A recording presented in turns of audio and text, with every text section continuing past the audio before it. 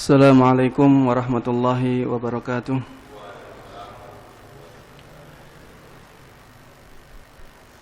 Bismillahirrahmanirrahim.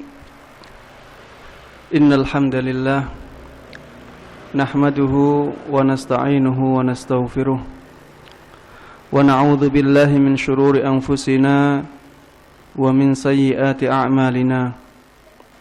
May yahdihillahu fala mudilla lahu wa man yudlil fala hadiya lahu. Wa asyhadu an la ilaha illallah wahdahu la syarika lahu wa asyhadu anna Muhammadan abduhu wa rasuluh. Ya ayyuhalladzina amanu ittaqullaha haqqa tuqatih wa la tamutunna illa wa antum muslimun. Ya ayyuhan nasu ittaqu rabbakumul ladzi khalaqakum min nafsin wahidah wa khalaqa minha zawjaha wa batha minhuma rijalan katsiran wa nisaa'a wattaqullaha alladzi tasaaluna bihi wal arham innallaha kana 'alaikum raqiba. Ya ayyuhalladzina amanu ittaqullaha wa qulu qawlan sadida yuslih lakum a'malakum wa yaghfir lakum dhunubakum wa man yuti'illaha wa rasulahu faqad faza fawzan 'azima. Fa inna asdaqal hadithi kitabullah wa khairal huda huda Muhammadin sallallahu alaihi wasallam wa syarral umuri muhdatsatuha wa kullu muhdatsatin bid'ah.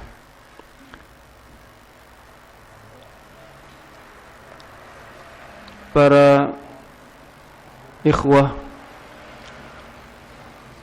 dan akhwat, para jamaah hadirin dan hadirat yang semoga dimuliakan oleh Allah Subhanahu wa taala. Alhamdulillah, pada kesempatan yang insyaallah penuh dengan berkah ini kita diberikan kenikmatan oleh Allah Subhanahu wa taala bisa berkumpul untuk mengadakan majelis zikir yang syar'i, yaitu majelis ilmu, majelis yang membahas tentang ilmu-ilmu agama Islam. Di tempat-tempat seperti inilah para malaikat berkumpul bersama kita. Mereka mendoakan kebaikan-kebaikan untuk kita semuanya. Marilah kita selalu tingkatkan ketakwaan kita kepada Allah Subhanahu wa taala. Begitu pula rasa syukur kita kepada Allah Subhanahu wa taala yang telah memberikan kita banyak sekali kenikmatan-kenikmatan. Kalau saja kenikmatan tersebut kita hitung, tentunya tidak mungkin kita bisa menghitungnya secara detail. Salawat dan salam semoga selalu tercurahkan, semoga selalu terlimpahkan kepada Nabi Agung Muhammad sallallahu alaihi wasallam, Nabi yang harus kita cintai. Kecintaan kepada beliau merupakan konsekuensi dari keimanan seorang mukmin. La yu'minu ahadukum hatta akuna ahabba ilaihi min walidihi wa waladihi wan nasi ajma'in. Tidak sempurna iman seseorang sehingga aku lebih dicintainya melebihi orang tuanya, melebihi anaknya, dan melebihi manusia semuanya. Nabi Muhammad sallallahu alaihi wasallam adalah nabi yang menunjukkan kepada kita jalan keridhaan Allah Subhanahu wa taala.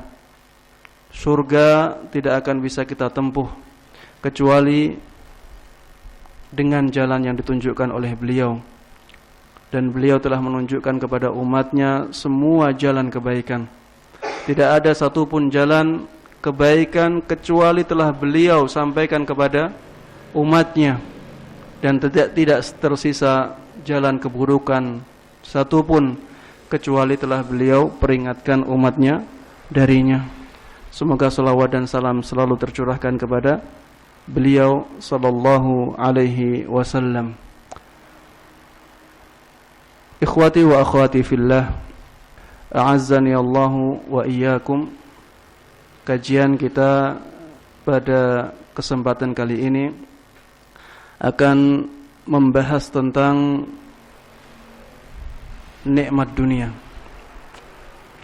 tentang harta dunia,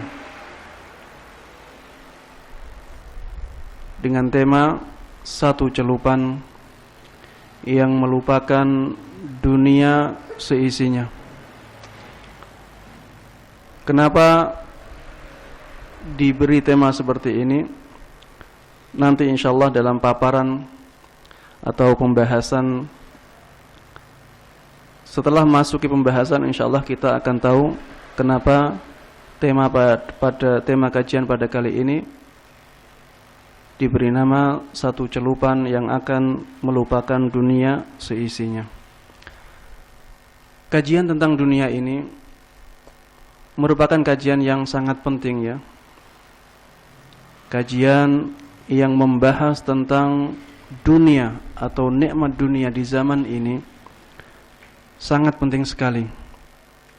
Apalagi kita hidup di zaman di mana dunia atau fitnah dunia sudah merajalela. Fitnah di sini maksudnya adalah godaan ya. Godaan dunia di zaman sekarang ini sudah sangat merajalela. Di zaman ini banyak manusia yang sudah terbawa oleh arus kapitalisme. Semua diukur dengan kapital, diukur dengan uang, diukur dengan materi.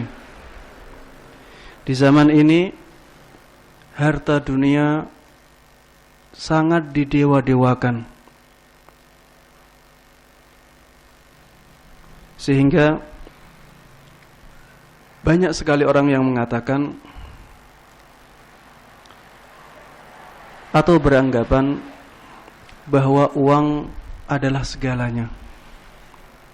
Uang menurut mereka segalanya.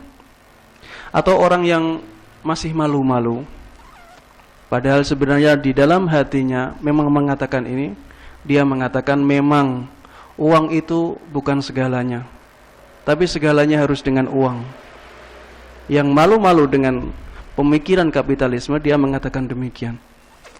Dia tidak ingin dikatakan uang, tidak ingin dikatakan, dia beranggapan bahwa uang itu segalanya. Makanya mengatakannya, uang itu bukan segalanya, tapi segalanya memerlukan uang. Perkataan yang kedua ini juga salah. Ini juga orang yang terpengaruh dengan pemikiran kapitalisme yang mendewa-dewakan uang. Karena ternyata di sana banyak sekali hal-hal yang tidak memerlukan uang sama sekali.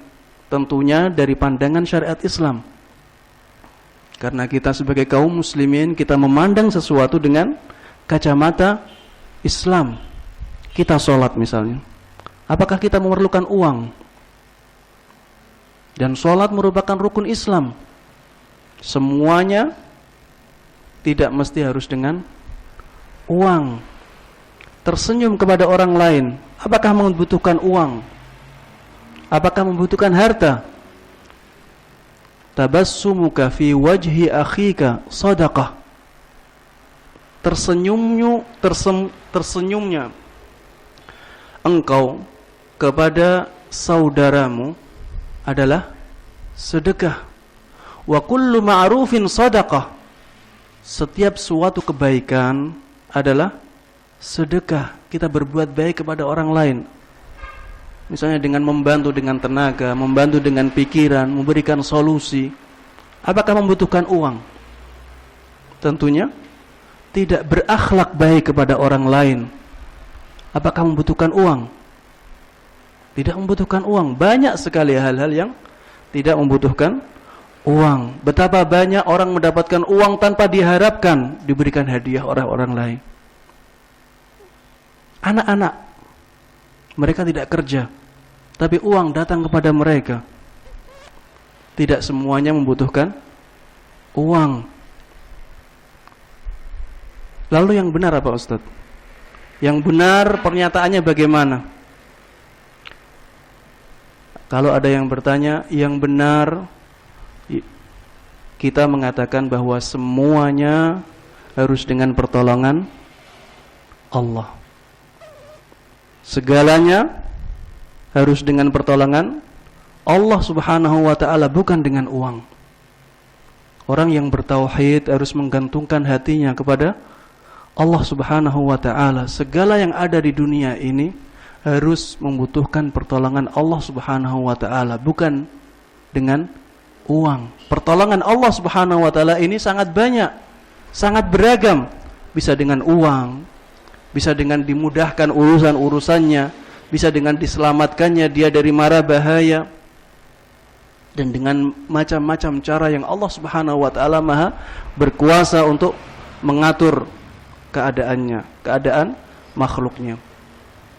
Bahkan banyak sekali orang yang punya uang, dia punya keinginan, namun dia tidak mampu untuk mendapatkan keinginan tersebut, padahal uangnya sudah ada.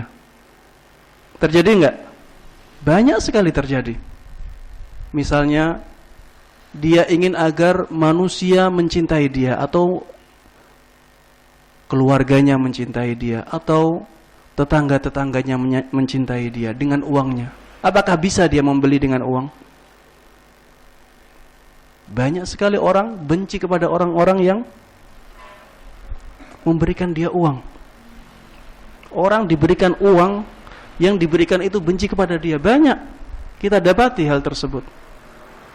Banyak sekali misalnya orang kepengen membangun masjid, uangnya sudah ada, tapi masjidnya tidak jadi. Mungkin karena masyarakatnya tidak setuju, atau pemerintahnya tidak setuju. Intinya uang ini bukan segalanya.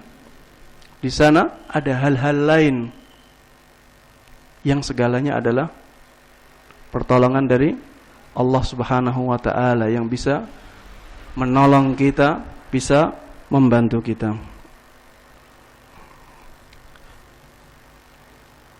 Intinya banyak hal yang bisa dilakukan oleh manusia tanpa ada uang sama sekali.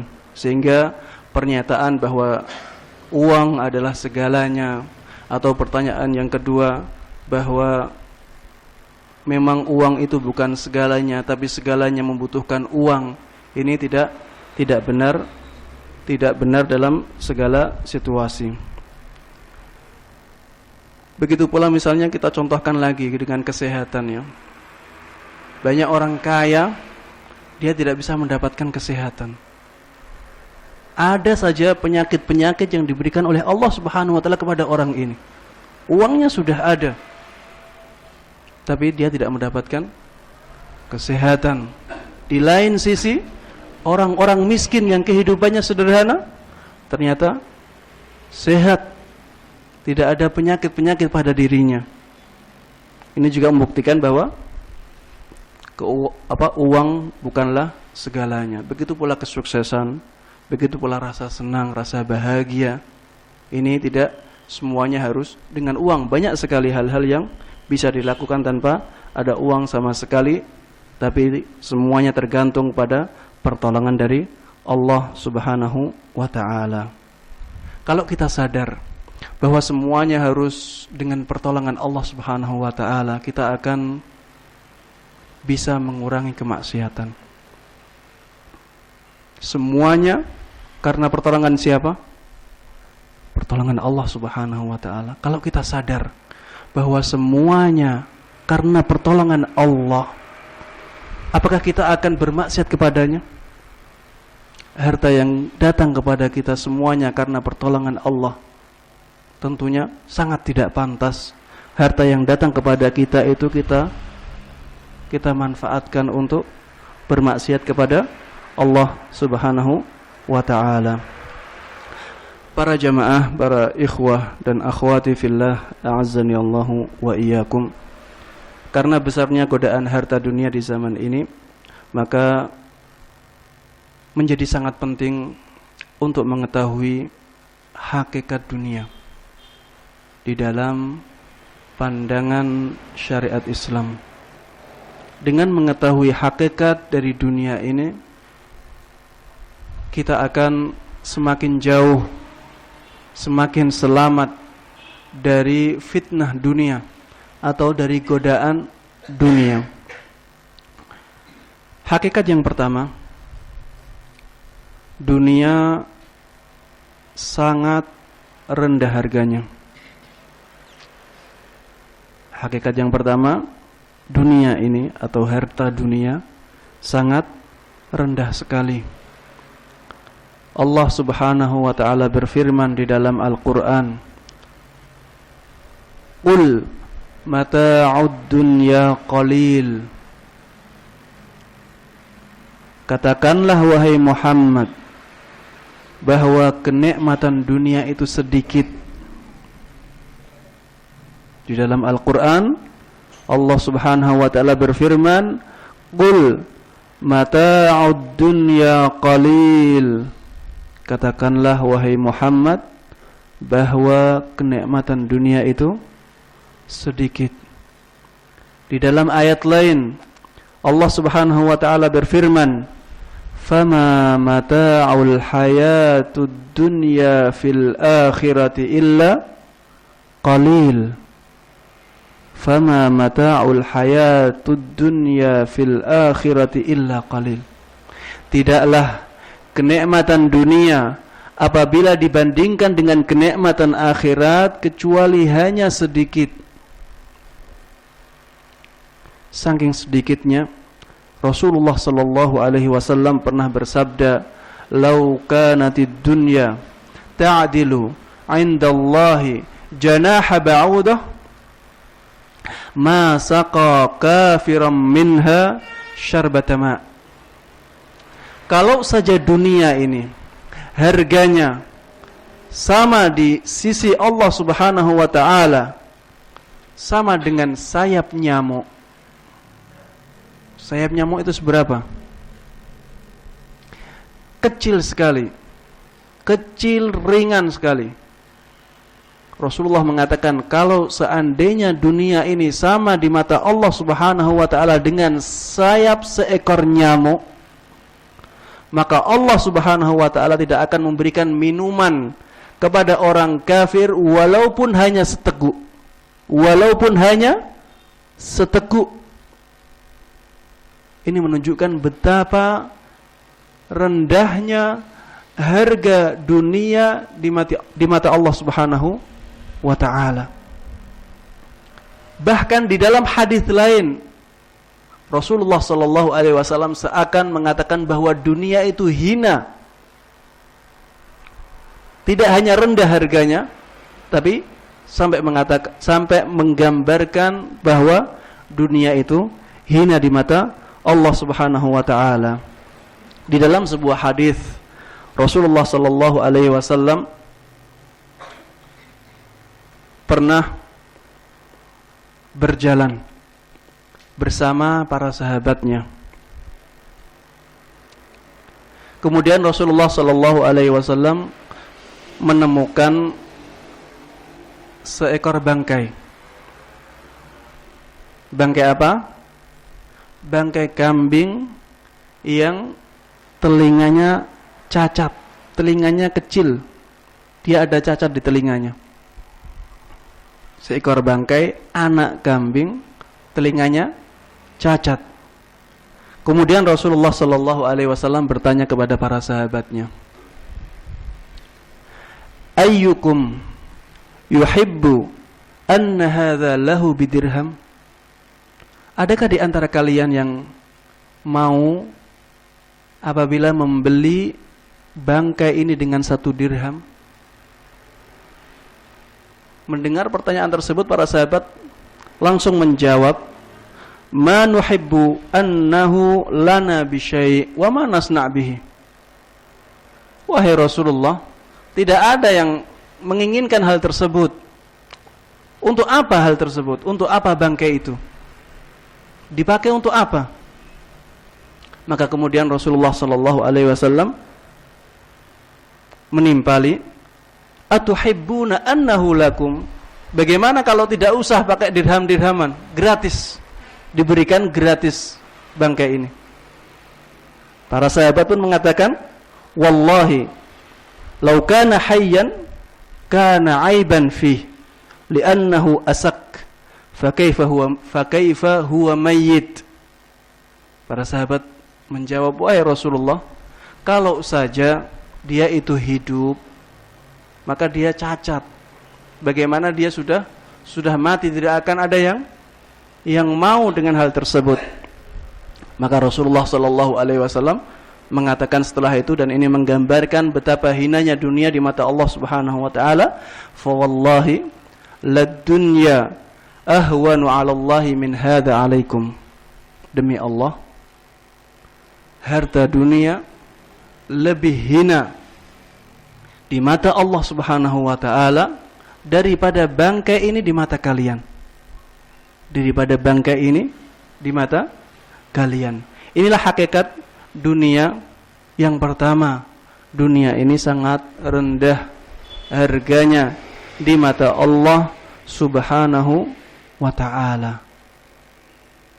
Oleh karenanya Rasulullah sallallahu alaihi wasallam di dalam hadis yang lain mengatakan, raq'atul fajr khairum minad dunya wa ma fiha. 2 rakaat salat qabliyah subuh lebih baik daripada dunia seisinya. 2 rakaat salat sunnah qabliyah fajar ya. Salat sunnah qabliyah fajar ini sunnahnya dicepatkan. Rasulullah sallallahu alaihi wasallam dahulu kalau salat sunnah qabliyah fajar atau salat sunnah qabliyah subuh ya, itu salatnya cepat. Ada hadis yang mengatakan membacanya qul ya ayyuhal kafirun di rakaat pertama, di rakaat kedua membaca qul huwallahu ahad. Bahkan di hadis lain, hadis Aisyah, Rasulullah beliau Siti Aisyah atau istri beliau mengatakan seakan-akan Rasulullah sallallahu alaihi wasallam tidak menambah bacaan surat selain Al-Fatihah. Salat 2 rakaat qabliyah subuh, salat yang ringkas, sebentar, namun lebih baik dari dunia seisinya. Menunjukkan apa? Menunjukkan besarnya pahala salat tersebut dan menunjukkan sedikitnya nikmat dunia atau harta dunia di sisi Allah Subhanahu wa ta'ala. Hakikat yang kedua, dunia ini terlaknat. Terlaknat di sini saya ambil dari bahasa hadis ya. Rasulullah mengatakan mal'unah. Dunia ini terlaknat. Para ulama mensyarah hadis ini, makna terlaknat di sini adalah tercela. Makna terlaknat di sini adalah tercela. Rasulullah sallallahu alaihi wasallam pernah bersabda, ala inna dunya mal'unah, mal'unun ma fiha illa zikrullah wa ma wala wa alimun au muta'allim. Ingatlah bahwa dunia itu terlaknat. Terlaknat apapun yang ada di dalam dunia, kecuali zikrullah, berzikir kepada Allah Subhanahu wa ta'ala, wa ma wala, dan hal-hal yang membantu zikir kepada Allah Subhanahu wa ta'ala. Yang ketiga, alimun au muta'allim, orang yang alim atau orang yang belajar. Insyaallah kita semua keluar dari dunia yang terlaknat. Dunia itu terlaknat semuanya, apapun yang ada di dalamnya, kecuali apa? zikrullah, berzikir kepada Allah Subhanahu wa taala. Wa ma wala, hal-hal yang membantu kepada zikir kepada Allah Subhanahu wa taala. Alimun, orang yang alim, ahli ilmu, atau muta'allimun, atau orang yang belajar untuk menuntut ilmu. Hakikat dunia yang ketiga, bahwa dunia ini sebentar. Kita hidup di dunia hanya sebentar.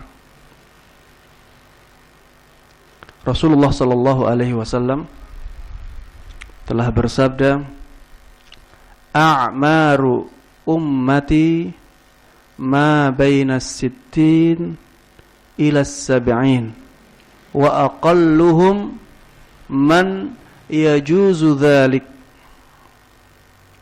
Umur-umurnya umatku antara 60 sampai 70 tahun. Rasulullah bersabda, umur-umurnya umatku antara 60 sampai 70 tahun. Sedikit orang yang melewati umur ini. Sedikit orang yang melewati umur ini. 60 sampai 70 tahun kan lama, Ustaz. Tidak.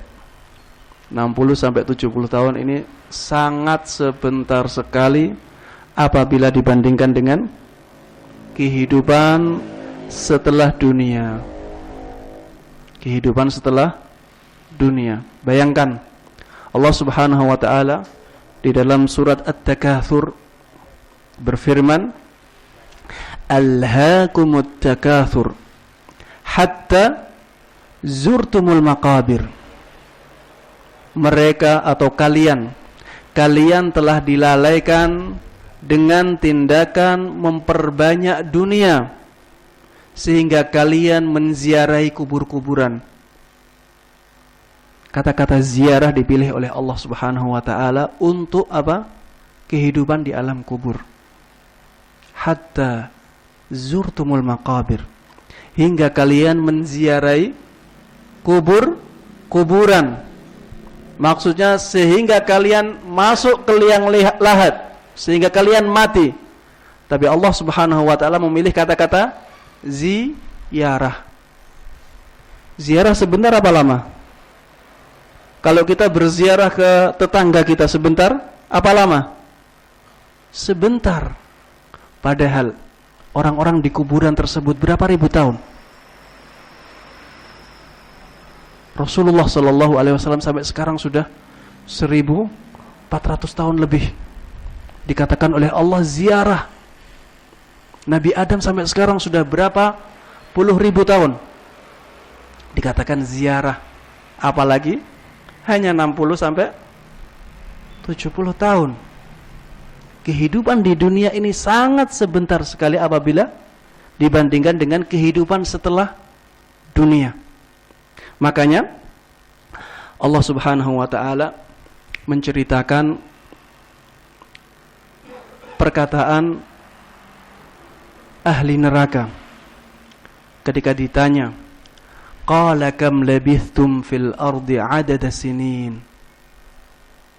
Orang-orang ahli neraka ditanya, berapa tahun kalian tinggal di dunia? Mereka menjawab, qalu labithna yawman aw ba'da yawm.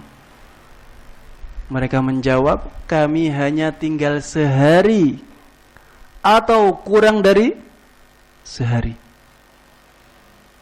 Hanya sehari atau kurang dari sehari, karena saking sebentarnya dibandingkan dengan mereka ketika di neraka. Kehidupan dunia adalah kehidupan yang sangat sebentar sekali. Makanya kita manfaatkan sebaik-baiknya untuk mencari bekal di kehidupan di akhirat nanti. Kalaupun ada musibah, hendaklah kita bersabar. Hanya sebentar sekali. Musibah di dunia ini tidak ada apa-apanya dengan ketika kita bandingkan dengan musibah di akhirat nanti. Di dalam ayat lain Allah Subhanahu wa taala berfirman, "Fasbir kama sabara ulul azmi minar rusuli wa la tasta'jil lahum." Sabarlah wahai Muhammad, sebagaimana nabi-nabi ulul azmi telah bersabar. Wala tasta'jil lahum, jangan tergesa-gesa menghadapi mereka. Ka'annahum yawma yarawna ma yu'aduna lam yalbathu illa sa'atan min nahar. Mereka, orang-orang kafir, ketika telah melihat neraka, lam yalbathu illa sa'atan min nahar. Ka'annahum yawma yarawnaha lam yalbathu illa sa'atan min nahar. Seakan-akan mereka tidak tinggal di dunia kecuali hanya sesaat saja dari waktu siang. Ini lebih sedikit lagi. Makanya kehidupan dunia ini hanyalah sebentar. Hendaklah kita merenungi terus hakikat dari kehidupan dunia ini yang hanya sebentar, sehingga bisa menjadikan kita teguh berada di atas kebenaran, memegang teguh sunnah Rasulullah sallallahu alaihi wasallam. Hakikat yang keempat, dunia ini akan sirna dan berakhir. Dunia ini akan sirna dan berakhir. Sebelum mati, harta dunia pasti ada rusaknya. Mobil sebagus apapun, lama-lama akan rusak. Harta yang kita miliki lama-lama akan hilang. Harta tersebut datang dan pergi. Semuanya akan berakhir. Setelah itu manusia juga meninggal. Manusia meninggalkan dunia. Setelah itu ada kiamat, hancur. Inilah hakikat dari dunia. Ingat-ingatlah hakikat ini sehingga kita tidak menjadikan dunia sebagai ambisi utama hidup kita. Allah Subhanahu wa taala mengatakan di dalam Al-Qur'an, "Wa ma ja'alna li basharin min qablikal khuld afa imitta fahumul khalidun." Kami tidak menjadikan untuk siapapun manusia kekekalan. Kami tidak menjadikan kekekalan untuk siapapun dari manusia. Afa imitta fahumul khalidun. Allah Subhanahu wa taala mengatakan kepada Nabi Muhammad, apakah jika engkau mati, musuh-musuhmu akan hidup terus? Tidak, mereka juga akan mati, akan berakhir. Di dalam ayat lain Allah Subhanahu wa taala juga berfirman, innaka mayyitun wa innahum mayyitun. Sesungguhnya engkau wahai Muhammad nantinya akan mati, mereka juga nantinya akan mati. Inilah hakikat dari dunia, semuanya akan berakhir. Kita semuanya akan mati dan kita semuanya akan dimintai pertanggungan jawab masing-masing. Hakikat yang berikutnya, yang kelima, dunia ini akan terlupakan. Dan inilah sumber tema kajian hari ini. Satu celupan melupakan dunia seisinya. Hakikat yang kelima, bahwa dunia ini akan terlupakan, baik sebelum kiamat maupun setelahnya, baik sebelum kematian maupun setelah kematian. Di dunia kita banyak berjasa kepada orang lain. Jasa-jasa kita apakah diingat terus oleh orang-orang yang kita beri kebaikan kepada mereka?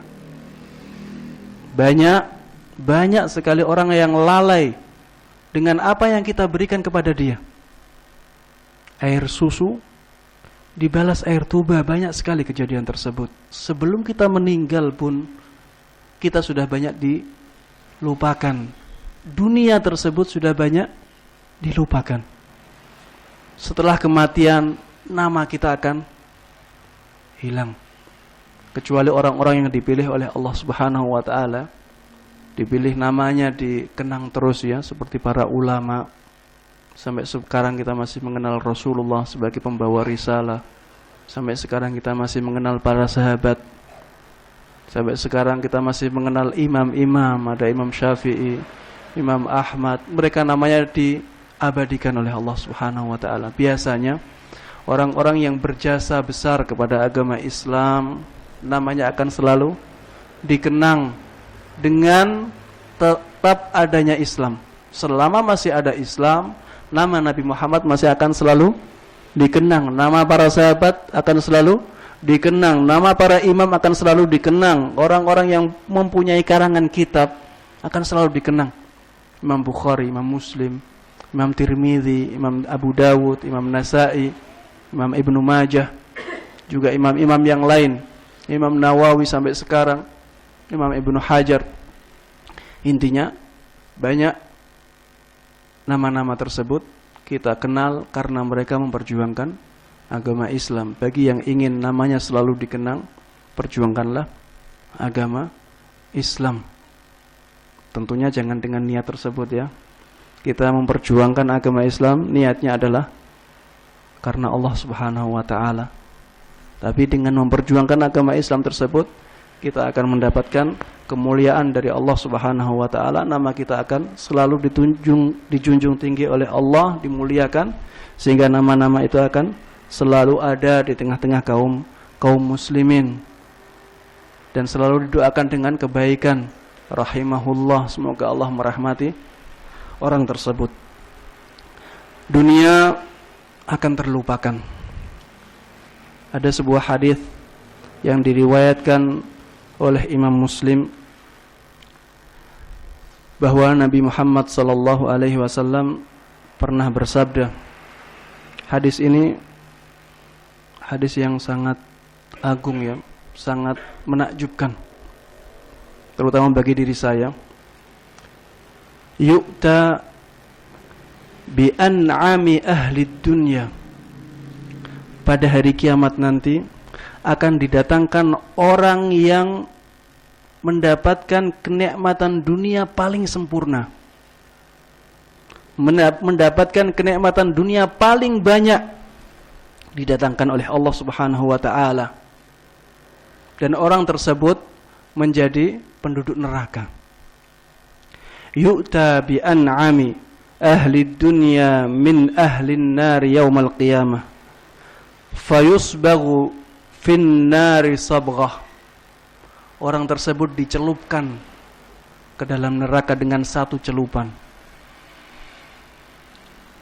Thumma yuqal, kemudian orang tersebut ditanya, ya bna Adam, hal ra'aita khairan qat? Wahai anak Adam,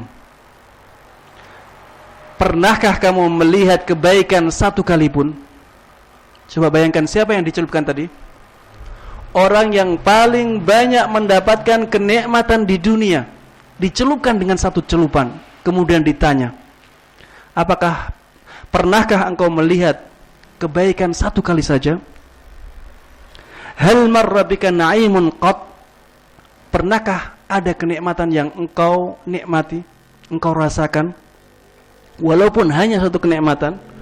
Orang tersebut mengatakan, fayaqulullah, tidak. Lupa dia, lupa dengan kenikmatan dunia yang sangat banyak dia rasakan selama hidup di dunia. Padahal itu orang yang paling banyak mendapatkan kenikmatan. Bagaimana dengan orang-orang yang kenikmatannya sedikit saja? Tentunya tidak merasakan kenikmatan tersebut sama sekali melebihi orang ini. Orang tersebut mengatakan, la wallahi ya Rabb, tidak sama sekali, wahai Rabb, demi Allah tidak sama sekali. Wa yu'ta bi asyaddin nasi bu'san fid dunya min ahlil jannah. Sebaliknya, didatangkan seorang ahli jannah atau seorang penduduk surga, orang yang paling sengsara di dunia, fayusbagu sabghatan fil jannah, maka dia dicelupkan ke dalam surga dengan satu celupan. Fayuqalu lahu ya ibna Adam hal ra'aita bu'san qat. Ditanyalah dia, wahai anak Adam, pernahkah engkau mendapatkan kesusahan walaupun hanya sekali? Maka hal marra bika syiddatun qat, ditanya juga apakah ada kepayahan yang pernah engkau alami? Fayaqulu la, maka orang tersebut mengatakan tidak. La wallahi ya Rabb, wahai Rabb, tidak sama sekali. Padahal siapa yang datangkan? Orang yang sengsaranya paling sengsara di dunia. Tapi setelah dicelupkan ke surga Allah Subhanahu wa taala, seakan-akan dia tidak pernah mendapatkan kesengsaraan apapun. Semuanya terlupakan dengan nikmat surga tersebut. Wallahi ya Rabb, ma marra bi bu'sun qat wala ra'aitu syiddatan qat. Demi Allah, wahai Rabbku, aku tidak pernah merasakan kesusahan apapun. Aku tidak pernah merasakan kesengsaraan apapun. Inilah hakikat dari dunia. Semuanya akan terlupakan ketika sudah sampai di akhirat nanti. Makanya para jamaah, para ikhwah dan para akhwati fillah, a'azzani Allah wa iyyakum, hendaklah kita bersabar selama hidup di dunia ini. Semuanya punya masalah. Semuanya punya masalah. Karena apa? Karena hakikat dunia yang keenam. Dunia merupakan penjara bagi seorang mukmin dan surga bagi orang kafir. Ini hakikat kenapa di dunia banyak masalah. Karena memang dunia ini apa? Penjara. Rasulullah sallallahu alaihi wasallam telah bersabda, "Ad-dunya sijnul mu'min wa jannatul kafir." Dunia adalah penjara bagi seorang mukmin dan surga bagi seorang kafir. Bisa membayangkan ya, penjara ya, sempit, banyak aturan. Penjara tidak banyak harta, tidak banyak kenikmatan. Tidurnya apa adanya, kotor. Di penjara banyak penjahat, banyak orang buruk enggak? Berkumpul di penjara itu orang-orang buruk di penjara semua. Di dunia juga demikian. Banyak orang-orang buruk. Karena setan-setan tidak akan malas untuk menggoda manusia agar mereka menjadi temannya di neraka. Fa wa rabbika la ughwiyannahum ajma'in. Ini sumpahnya sumpahnya iblis. Fa wa rabbika la ughwiyannahum ajma'in. Di dalam Al-Qur'an ya disebutkan hal tersebut. Iblis mengatakan, demi Rabb engkau, aku akan jerumuskan mereka semuanya. Makanya di dunia banyak orang-orang jahat. Ketika di dunia banyak orang-orang yang jahat, banyak orang-orang yang buruk, maka kita harus waspada. Kita harus mewaspadai hal tersebut. Ketika kita tahu bahwa dunia adalah penjara, maka kita harus maklumi dunia merupakan sesuatu yang tidak mengenakkan. Kita harus sabar dengan hal tersebut. Kita harapkan semuanya pahala dari Allah Subhanahu wa taala. Semakin kita sabar, maka Allah Subhanahu wa taala akan semakin banyak memberikan kita pahala. Innama yuwaffas sabiruna ajrahum bighairi hisab. Sesungguhnya orang-orang yang bersabar akan diberikan pahala oleh Allah Subhanahu wa taala tanpa kekurangan apapun, tanpa dikurangi sedikit pun. Hakikat dunia yang ketujuh. Dunia ini berputar. Dunia ini silih berganti. Dunia ini berubah-ubah. Allah Subhanahu wa taala mengatakan di dalam Al-Qur'an, "Wa tilkal ayyamu nudawiluha bainan nas." Hari-hari tersebut kami silih gantikan di antara manusia. Hari-hari itu kami silih gantikan di antara manusia. Kadang kita senang. Ada orang yang senang terus? Ada orang yang bahagia terus? Tidak ada. Pasti ada susahnya. Pasti ada sedihnya. Kadang kita sukses. Apakah akan sukses terus? Tentunya tidak. Ada kegagalan di sana. Silih berganti. Dunia ini berputar. Kadang kita di atas, kadang kita di bawah. Yang sekarang masih muda-muda atau yang masih kecil itu, nantinya juga akan besar dan tua. Kemudian setelah itu berakhir. Itulah dunia. Kita harus sadari hal ini. Dunia tidak akan stagnan. Dunia tidak akan tetap. Ada kalanya kita di atas, di puncak paling atas. Tapi setelah kita di puncak, kita pasti akan turun ke bawah. Dan itu semuanya harus kita sadari bahwa itu dari Allah Subhanahu wa taala. Sehingga ketika kita menyadari hal ini, kita tidak akan kaget ya. Kita tidak akan kaget. Kita harus siap-siap. Ketika kita sukses, kita akan bersyukur. Karena itu dari Allah Subhanahu wa taala. Ketika kita lagi gagal, kita harus bersabar. Karena semua mengalami kegagalan. Semua mengalami kegagalan. Nabi saja, Nabi itu saja bisa mengalami kegagalan. Padahal Nabi adalah orang-orang yang dicintai oleh Allah Subhanahu wa taala. Apalagi kita ya, orang-orang biasa. Di zaman akhir juga tentunya akan ada kegagalan-kegagalan. Kita harus menyadari hal tersebut sehingga kita bisa tabah, kita bisa tegar. Nabi yang gagal siapa? Ada nabi pengikutnya hanya 2 orang, sebagaimana disabdakan oleh Rasulullah sallallahu alaihi wasallam. Tentunya masyarakatnya tidak hanya 2 orang itu, masyarakatnya tentunya bisa banyak. Ada orang yang pengikutnya, ada nabi yang pengikutnya hanya 1 orang saja. Ada nabi yang tidak ada pengikutnya sama sekali.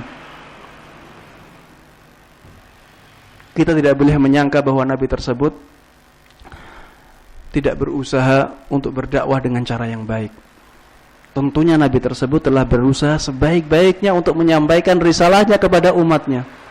Tapi Allah Subhanahu wa taala tidak memberikan kepada dia kesuksesan sebagaimana Rasul kita Rasulullah sallallahu alaihi wasallam yang umatnya sangat banyak sekali. Ada nabi yang istrinya kafir. Anaknya tidak mau menurut dia, diazab oleh Allah Subhanahu wa taala. Ada nabi yang bapaknya kafir, Nabi Ibrahim.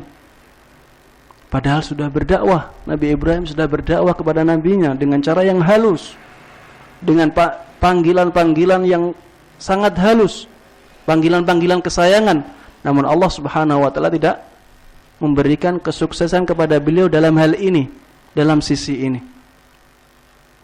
Ketika nabi, para nabi saja bisa mengalami kegagalan, apalagi apalagi kita sebagai seorang yang biasa.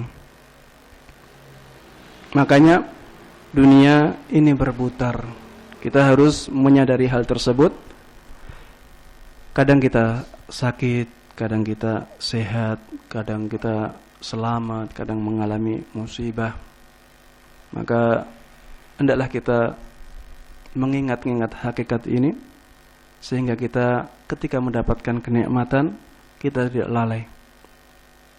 Karena kita akan berpikiran bahwa nanti mungkin ada musibah setelah ini, sehingga kita akan terus berada di atas jalan yang lurus, di atas ketaatan.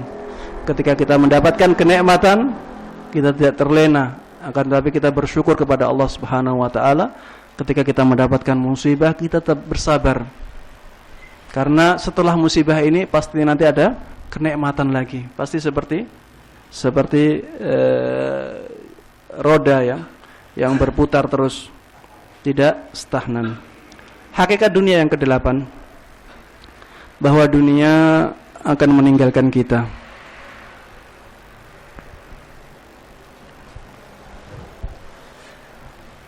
Harta dunia akan meninggalkan kita.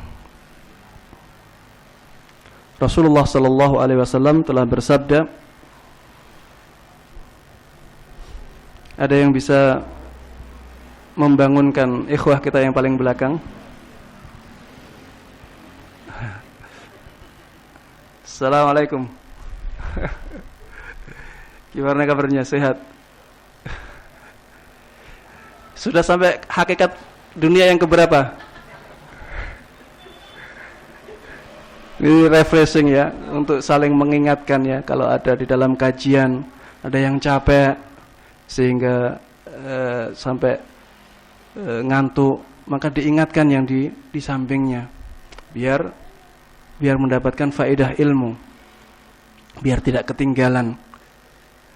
Dan yang diingatkan jangan sampai tersinggung, karena kita ta'awun alal birri wat taqwa, kita saling mengingatkan dalam kebaikan dan ketakwaan, semuanya untuk kebaikan bersama. Hakikat yang ke-8, bapaknya namanya siapa? Pak Agus. Ya, Pak Agus ini sampai ke hakikat yang ke-8. Tadi sampai terakhir hakikat keberapa yang masih didengar?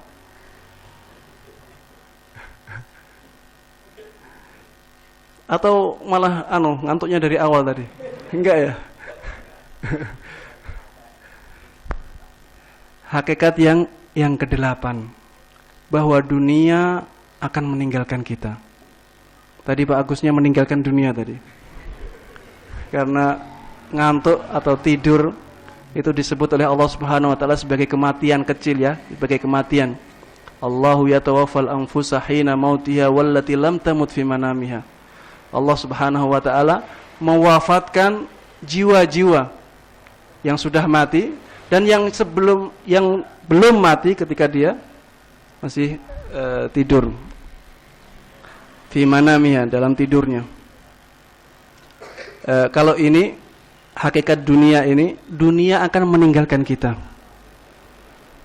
Dunia akan meninggalkan kita. Rasulullah sallallahu alaihi wasallam pernah bersabda, yatba'ul mayyit thalathah. Yatba'ul mayyita thalathah. Fayarji'u ithnan wa yabqa wahid. Mayit akan diikuti oleh 3 sesuatu atau 3 hal. Yang 2 akan kembali, dan yang 1 akan bersama dia. Yatba'uhu ahluhu wa maluhu wa amaluhu. Yang akan mengikuti dia adalah keluarganya atau masyarakatnya, hartanya, dan amalnya. Farji'u ahluhu wa maluhu wa yabqa amaluhu. Keluarganya dan hartanya akan kembali, dia akan bersama amalnya saja. Sesuatu yang akan meninggalkan kita, pantaskah untuk kita jadikan ambisi utama? Pantaskah untuk kita perebutkan sehingga mengorbankan kekeluargaan kita, kekerabatan kita? Tidak pantas sama sekali. Dia nanti akan meninggalkan kita. Kenapa kita terlalu mempertahankannya? Kalau banyak mafsadah. Harusnya hal-hal yang seperti ini kita korbankan. Kita lepaskan saja kalau misalnya konsekuensinya lebih berat. Dia nanti akan meninggalkan kita. Secara otomatis ya. Secara otomatis orang yang meninggal haknya akan berpindah ke ahli waris. Berapapun uang tersebut, secara otomatis harta tersebut akan berpindah menjadi hak ahli warisnya. Makanya ya, kita akan sangat rugi apabila punya harta yang sangat banyak, kemudian kita tidak memanfaatkan untuk hal-hal kebaikan. Sangat rugi sekali. Karena apa? Harta tersebut tidak akan bisa kita nikmati semuanya. Ada yang bisa misalnya menikmati hartanya semuanya. Kalau hartanya banyak sekali, misalnya sampai ber-mm. Tidak, yang dia nikmati hanya misalnya rumah, makan, beberapa piring, tempat tidur. Berapa persen dari hartanya yang dia nikmati? Namun nantinya di akhirat dia akan dihisab dengan semua hartanya, walaupun harta-harta yang tidak dia nikmati. Makanya sangat merugi orang yang seperti ini. Hendaklah harta tersebut kita gunakan untuk kebaikan-kebaikan, terutama untuk kebaikan agama Islam, agama Allah Subhanahu wa taala, sehingga kita bisa menikmati harta tersebut untuk diri kita sendiri di akhirat nanti. Dan di dunia juga ya, sebelum kematian kita akan menikmati kebaikan-kebaikan yang diberikan oleh Allah Subhanahu wa taala karena kita membantu agamanya. Hakikat dunia yang ke-9. Kita akan ditanya tentang dunia kita. Semua yang kita nikmati akan ditanya oleh Allah Subhanahu wa taala, untuk apa kita gunakan? Dari mana kita dapatkan? Semua kenikmatan. Kenikmatan sehat, kenikmatan waktu luang, kenikmatan akal pikiran kita, kenikmatan harta kita. Dari mana kita dapatkan dan untuk apa kita pergunakan? Allah Subhanahu wa taala berfirman di dalam Al-Qur'an, "Tsumma latus'alunna yawma idzin 'anin na'im."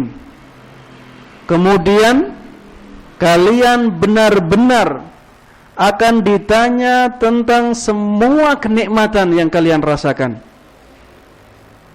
Sampai-sampai ada seorang sahabat bertanya kepada Rasulullah sallallahu alaihi wasallam, "Wahai Rasulullah, apa yang nanti akan ditanyakan kepada kita? Kita hanya makan kurma dan air putih." Jadi di zaman Rasulullah sallallahu alaihi wasallam, para sahabat itu orang-orang yang miskin.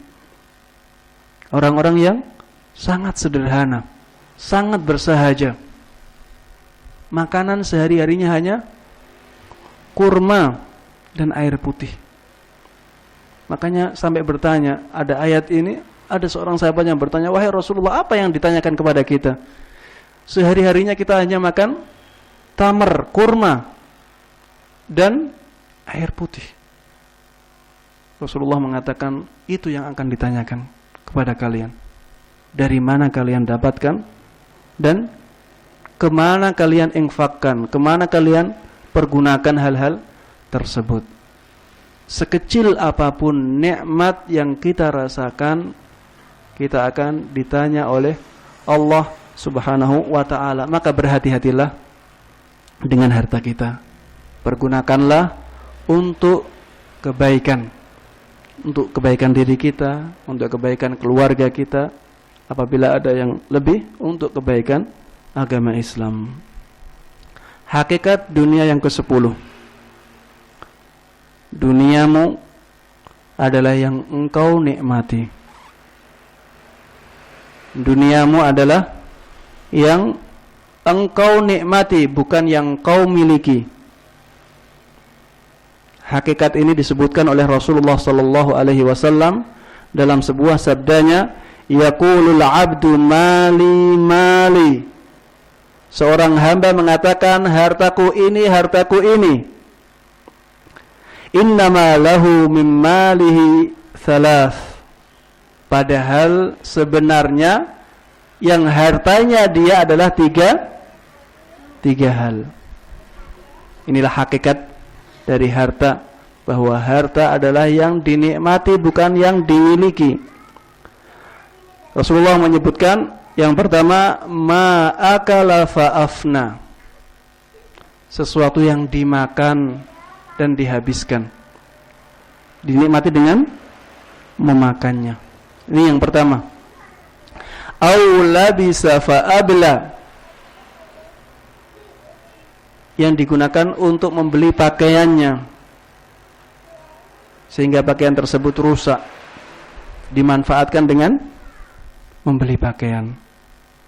Au a'ta faqtana, dan yang ketiga adalah harta yang diberikan kepada orang lain, dan itulah yang menjadi simpanannya. Simpanan untuk kapan? Untuk di akhirat. Yang dimakan hilang, yang dipakai juga akan hilang. Yang akan tetap apa? Yang diinfakkan. Yang diinfakkan itulah yang akan disimpan oleh Allah Subhanahu wa taala untuk dia di akhirat. Makanya Rasulullah mengatakan, "Wa ma siwa dzalika fahuwa dzahibun."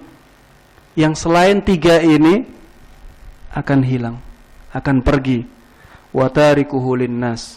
Dia akan meninggalkannya untuk manusia.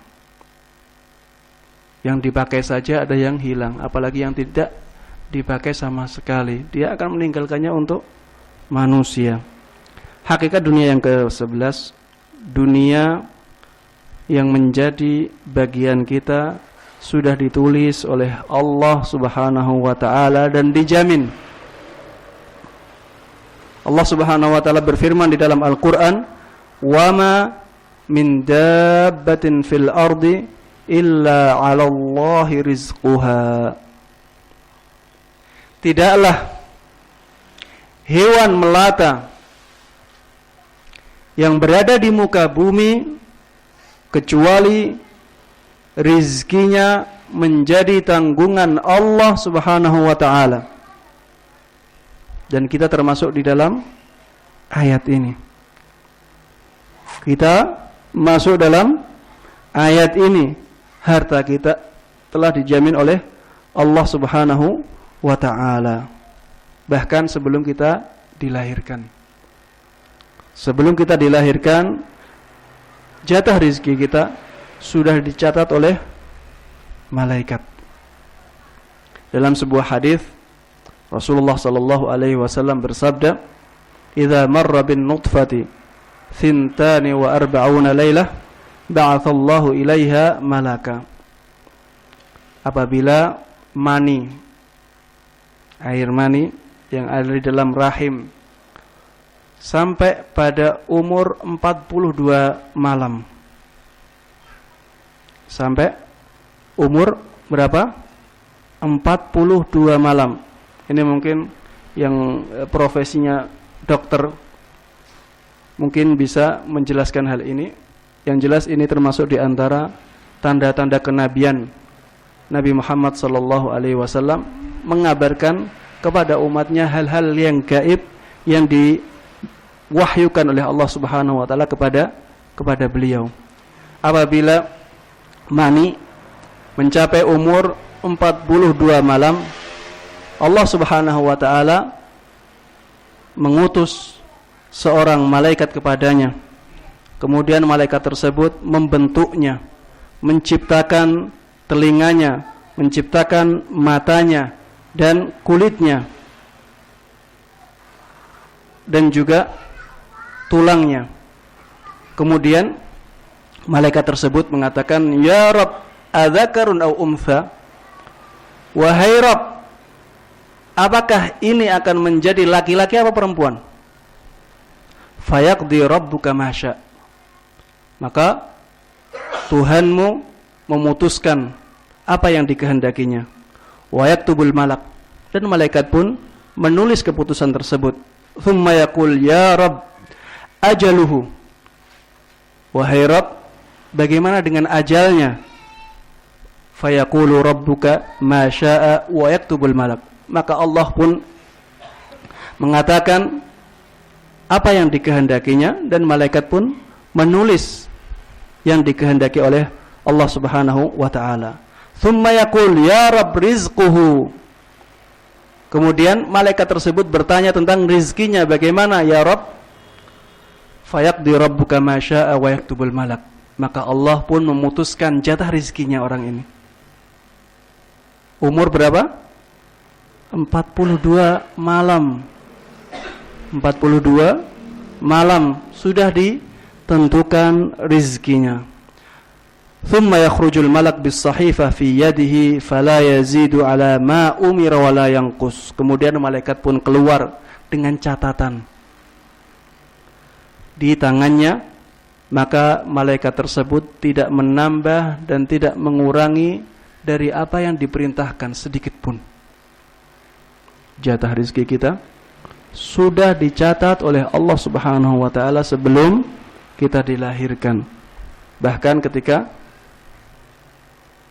janin berumur 42 hari atau 42 malam. Sehingga apa? Ketika kita mengetahui hakikat ini, maka hendaklah kita tidak terlalu berambisi dengan dunia. Kita bekerja, iya, bekerja, namun cari jalan-jalan yang halal. Cari-cari jalan yang halal, karena jatahnya sudah ada. Tinggal kita mencari jalannya, mana jalan yang baik. Nanti harta yang halal tersebut, harta tersebut akan disampaikan kepada kita dengan jalan-jalan yang halal tersebut. Ini kayaknya sudah agak lesu semuanya. Perlu ada rehat ya. Ada rehat 5 menit untuk menyegarkan, atau 10 menit bagi yang ingin untuk berwudu. Masih ada sisa-sisa materi. Mudah-mudahan tidak memberatkan.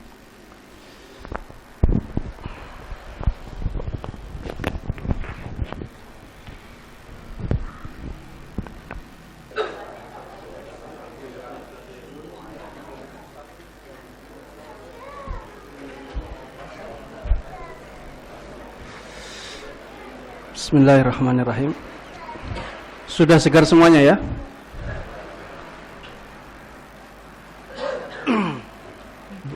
Kita lanjutkan kembali. Bismillah wassalatu wassalamu ala Rasulillah wa ala alihi wa sahbihi wa mawalah, amma ba'd. Hakikat dunia yang ke-11.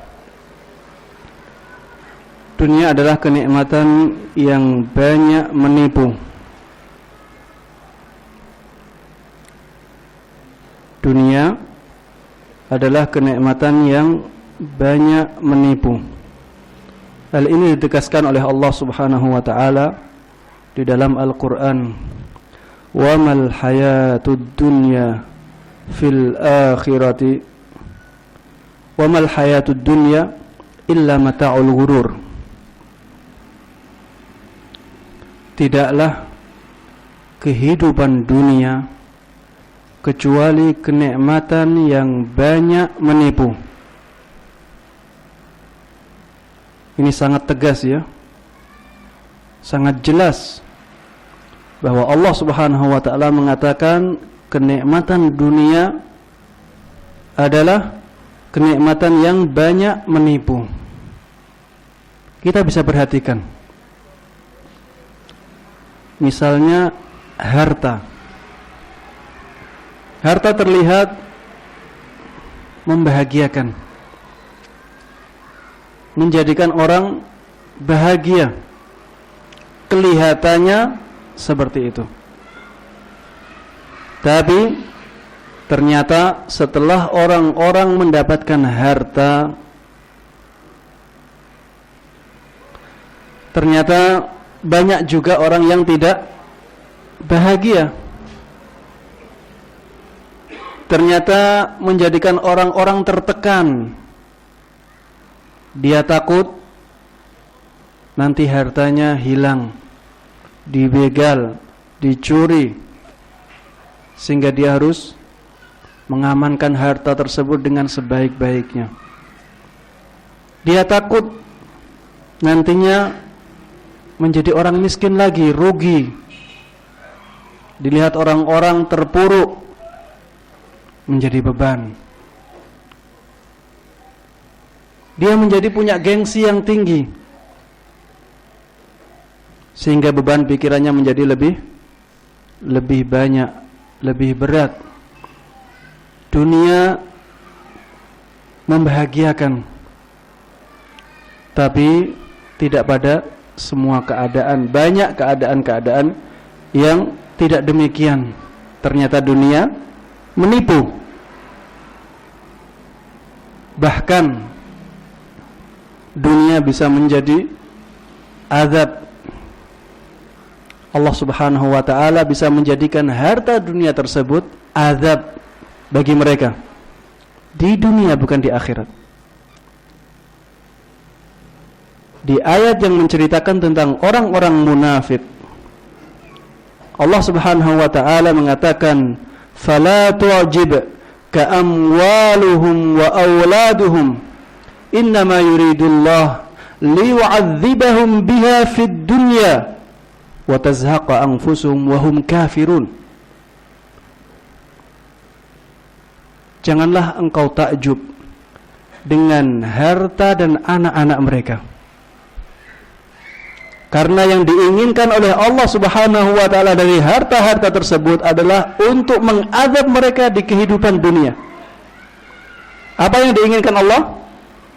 Mengazab mereka di dunia dan menjadikan mereka mati dalam keadaan kafir.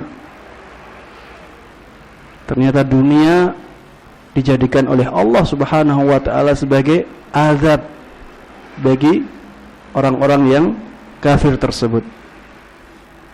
Misalnya kita makanan ya, makanan kelihatannya lezat, enak dimakan, terutama makanan-makanan yang mahal. Tapi ternyata di balik makanan tersebut ada banyak penyakit, tinggi kolesterol, banyak sekali penyakit-penyakit yang aneh-aneh. Sebabnya adalah dari makanan yang kelihatannya menggoda, dunia menipu. Kenikmatan dunia adalah kenikmatan yang banyak menipu, sebagaimana ditegaskan oleh Allah Subhanahu wa ta'ala di dalam Al-Quran. Musik, nikmat dunia. Mendengarkan musik, banyak orang yang melihat orang yang mendengarkan musik itu menikmati. Di balik itu, ternyata musik menjadikan orang labil. Bisa diperhatikan, semakin orang banyak mendengarkan musik, dia akan perasaannya semakin labil. Senang langsung sedih, mudah terbawa oleh arus. Musik menjadikan orang galau, dan itu bisa dirasakan, bisa dilihat orang-orang yang banyak mendengarkan musik.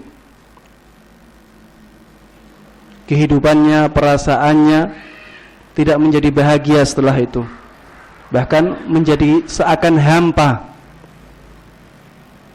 Karena musik di samping merupakan kemaksiatan kepada Allah Subhanahu wa ta'ala, dia juga akan melalaikan, bahkan melalaikan tentang kewajiban-kewajiban yang berhubungan dengan duniawi. Kewajiban-kewajiban yang berhubungan dengan duniawi saja dia lalaikan, apalagi kewajiban yang berhubungan dengan agama, ya. Kewajiban-kewajiban akhirat. Pacaran. Orang yang tidak pacaran melihat orang yang pacaran kelihatannya enak. Maksiat. Kenikmatan dunia kelihatannya enak. Tapi kita lihat banyak cerita-cerita yang sampai ke telinga kita, orang pacaran ada yang bunuh diri karena perasaan dia, karena putus. Banyak masalah yang terjadi dari pacaran tersebut. Masalah-masalah perasaan, juga masalah harta, juga masalah yang lainnya, apalagi masalah agama. Apalagi masalah agama, masalah dunia saja banyak yang terjadi karena pacaran tersebut. Terlihat enak, tapi itu menipu. Apalagi ketika ada musibah, ya, kecelakaan, namanya saja kecelakaan, kehormatannya dikorbankan, dia rugi yang sangat besar sekali. Kelihatannya enak, tapi ternyata banyak sekali mudarat atau mara bahaya yang datang dari jalan tersebut. Kenikmatan dunia banyak menipu. Bahkan tidak ada satupun kenikmatan dunia kecuali ada risikonya. Tidak ada satupun kenikmatan dunia kecuali ada risikonya. Tidak ada kenikmatan dunia yang murni nikmat, tidak ada. Kenikmatan yang murni nikmat hanyalah kenikmatan di akhirat nanti. Itulah kenikmatan dunia yang banyak menipu kita. Inilah 12 hakikat dunia yang bisa anak sampaikan di kesempatan kali ini. Kelihatannya semuanya mencela dunia. Berarti apakah dunia tersebut kita campakkan sama sekali? Kita enggak usah kerja, kita ibadah saja. Kita infakkan semua harta kita? Tidak, ya. Maksud kita bukan demikian. Maksud dari kajian ini bukan demikian, dan itu tidak sesuai dengan syariat. Mencampakkan dunia tidak sesuai dengan syariat. Karena Allah Subhanahu wa ta'ala memerintahkan kita untuk bekerja. Wa qul i'malu fasayarallahu 'amalakum wa rasuluhu wal mu'minun. Beramallah kalian, maka Allah, Rasulnya, dan kaum mukminin akan melihat amalan-amalan kalian. Amalan ini bisa mencakup amalan dunia maupun amalan akhirat. Dalam ayat lain Allah Subhanahu wa ta'ala berfirman, wabtaghi fima ataakallahu ad-daral akhirah wa la tansa nasibaka minad dunya. Carilah kenikmatan akhirat dengan apa yang diberikan kepada engkau di dunia ini. Wa la tansa nasibaka minad dunya, dan janganlah engkau lupakan bagianmu di dunia. Allah melarang kita melupakan bagian kita di dunia. Makanya kita tidak boleh berlebih-lebihan dalam beragama. Ya ayyuhalladzina amanu la taghlu fi dinikum wa la taqulu 'ala Allahi illal haqq Wahai orang-orang yang beriman, janganlah kalian berlebih-lebihan di dalam agama kalian, dan janganlah mengatakan tentang Allah Subhanahu wa ta'ala kecuali kebenaran. Makanya tujuan kita dalam kajian ini bukan untuk mencampakkan dunia sama sekali. Akan tetapi tujuan kita adalah menyikapi bagaimana kita menyikapi harta dunia dengan sikap yang sesuai dengan syariat Islam. Bagaimana syariat Islam memerintahkan kepada kita untuk memperlakukan dunia ini, yang hakikatnya sudah kita ketahui semuanya.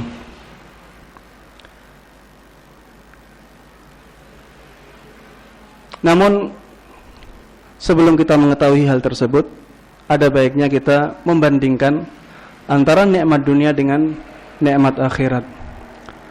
Allah Subhanahu wa ta'ala di banyak ayat menjelaskan tentang kenikmatan akhirat. Di antaranya yang pertama, bahwa akhirat itu lebih baik dan lebih kekal. Allah Subhanahu wa ta'ala berfirman, wal akhiratu khairu wa abqa. Kehidupan akhirat lebih baik dan lebih kekal. Di dalam ayat lain Allah Subhanahu wa ta'ala berfirman, wa innal akhirata hiya darul qarar. Sesungguhnya akhirat adalah rumah yang tetap atau kekal, negeri yang kekal. Yang kedua, bahwa kehidupan atau bahwa akhirat lebih luas dari dunia seisinya. Negeri akhirat yang saya maksud di sini adalah surga. Ketika kita mendapatkan surga, maka surga tersebut lebih luas dari dunia seisinya. Allah Subhanahu wa ta'ala di dalam Al-Qur'an mengatakan, wasari'u ila maghfiratin min rabbikum wa jannatin 'arduhas samawati wal ardu u'iddat lil muttaqin. Hendaklah kalian berlomba-lomba untuk mendapatkan maghfirah atau ampunan dari Allah Subhanahu wa ta'ala, dan mendapatkan surga yang lebarnya langit dan bumi. Arti semestinya adalah lebarnya. Salah orang yang mengatakan luasnya, karena di sini redaksinya arduha. Arduha dalam bahasa Arab artinya lebarnya. Lebarnya langit dan bumi. Lebarnya seperti langit dan bumi. Kenapa salah dikatakan luas? Nantinya hasilnya sama kok. Karena di sini ada rahasia. Kenapa Allah Subhanahu wa ta'ala menyebutkan lebar, tidak menyebutkan luas, atau menyebutkan panjang misalnya? Luas adalah lebar kali panjang. Allah Subhanahu wa ta'ala menyebutkan lebarnya, bukan menyebutkan panjangnya. Kalau lebarnya saja langit dan dunia, seperti langit dan dunia, bagaimana dengan panjangnya? Tentunya lebih panjang dari langit dan dunia, karena lebar itu biasanya lebih pendek daripada panjangnya. Apalagi luasnya. Apalagi luasnya, karena luas adalah lebar, panjang kali lebar. Makanya pengertian dari ayat ini yang tepat adalah surga yang lebarnya seperti langit dan bumi. Dan hal tersebut dijanjikan kepada orang-orang yang bertakwa. Rahasia ini disampaikan oleh sebagian ahli tafsir. Makanya kalau kita langsung katakan luasnya, seluas langit dan bumi, ini salah. Yang benar adalah lebarnya. Lebarnya seluas langit dan bumi. Karena lebar adalah angka terkecil dari istilah-istilah tadi. Lebar, panjang, luas. Lebar adalah angka terkecil.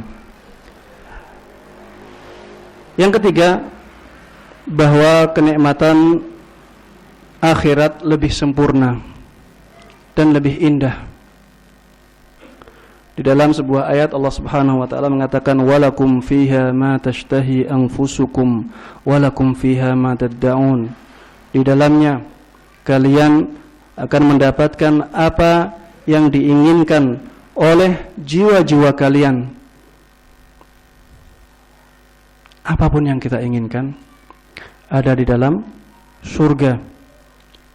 A'dadtu li ibadis salihin ma la 'ainun ra'at wala udhunun sami'at wala khatara ala qalbi basharin. Dalam sebuah hadis qudsi Allah Subhanahu wa taala berfirman, aku persiapkan untuk hamba-hambaku yang saleh sesuatu yang tidak dilihat oleh mata mereka, tidak pernah didengar oleh telinga mereka, dan tidak pernah terbetik dalam pikiran mereka. Hayalan kita tidak sampai ke sana. Di hayalan saja tidak ada. Apalagi di penglihatan, apalagi di pendengaran. Dihayalkan saja tidak. Inilah kesempurnaan kenikmatan dari surga Allah Subhanahu wa taala. Kehidupan akhirat adalah kehidupan yang hakiki. Wa innad darul akhirata lahiyal hayawan. Hayawan ini bukan hewan ya. Hayawan adalah kehidupan yang hakiki. Sesungguhnya negeri akhirat adalah kehidupan yang hakiki. Makanya di dalam ayat lain orang-orang kafir mengatakan yaqulu ya laitani qaddamtu li hayati. Ketika mereka di neraka, ya laitani, andai saja aku qaddamtu li hayati, aku telah mempersiapkan sesuatu untuk kehidupanku. Ternyata kehidupan dunia ini bukan kehidupan yang sebenarnya. Kehidupan yang sebenarnya adalah kehidupan di akhirat nanti. Yang kelima, tidak ada rasa sedih bagi penghuni surga sama sekali. Di dunia tidak ada kebahagiaan kecuali dicampur dengan kesedihan. Pasti ada campuran kesedihan. Namun di akhirat tidak ada sama sekali kesedihan. Udkhulul jannata la khaufun 'alaikum wala antum tahzanun. Masuklah ke dalam surga, tidak ada ketakutan sama sekali atas kalian, dan juga kalian tidak akan bersedih. Inilah perbandingan antara kenikmatan dunia dengan kenikmatan akhirat. Ketika kita bandingkan kenikmatan dunia dengan kenikmatan akhirat, pantaskah kita mengatakan harusnya kita sebanding, harusnya kita seimbang antara kepentingan dunia dengan kepentingan akhirat? Pantas enggak?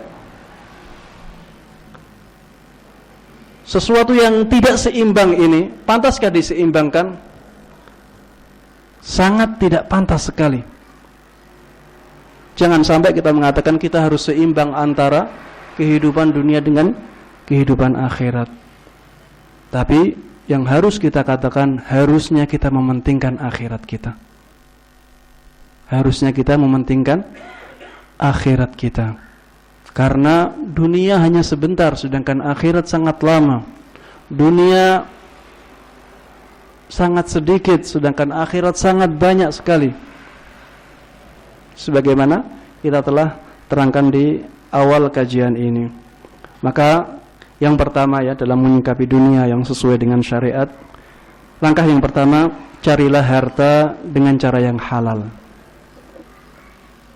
Carilah harta dunia dengan cara yang halal. Kerja bukan hanya urusan untung dan rugi, Kerja adalah juga memikirkan pahala dan dosa. Kerja bukan hanya untung dan rugi saja, tapi yang kita pikirkan juga kerja adalah pahala ataukah dosa. Ketika kita meninggalkan kesempatan untuk melakukan kecurangan, padahal kita mampu, maka kita akan mendapatkan pahala. Ketika kita jujur, ketika kita amanah, ketika kita tidak berkorupsi, padahal kita mampu, maka itulah pahala yang kita dapatkan dari pekerjaan kita.